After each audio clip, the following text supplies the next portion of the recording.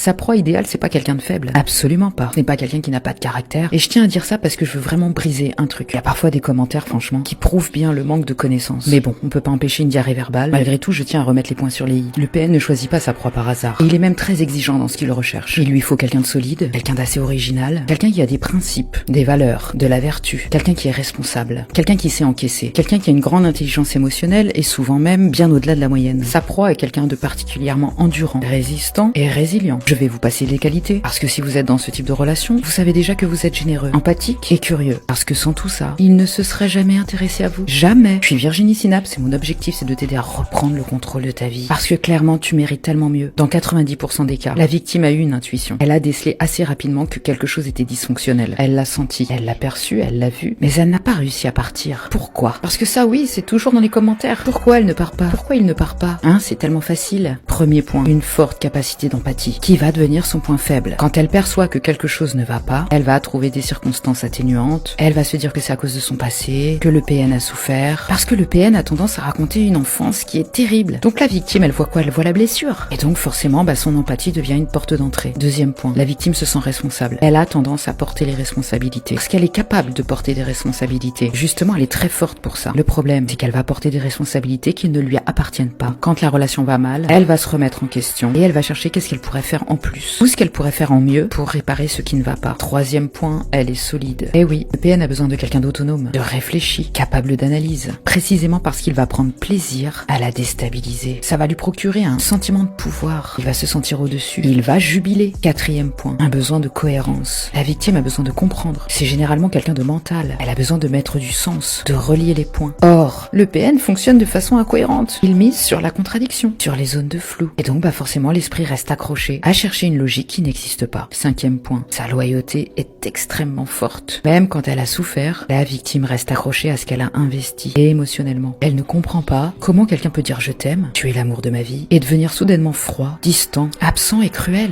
Et là, elle va rester bloquée entre deux versions de la même personne. Et il est là vraiment le point crucial, c'est que la victime n'est pas aveugle. Elle sait que la relation n'est pas saine, mais elle reste piégée par l'incompréhension, par un double discours, par les injonctions paradoxales. Et tant qu'elle reste dans les doutes, le lien persiste intérieurement. Donc ce qu'il faut retenir, c'est que le PN n'attrape pas quelqu'un par ignorance, il retient quelqu'un par confusion. Et si je parle de tout ça aujourd'hui, c'est pour que tu puisses comprendre que tes qualités, c'est une aubaine pour quelqu'un comme ça. Si tu as besoin d'une consultation, tu peux me contacter en privé. Je vous dis à bientôt et je vous souhaite une belle journée.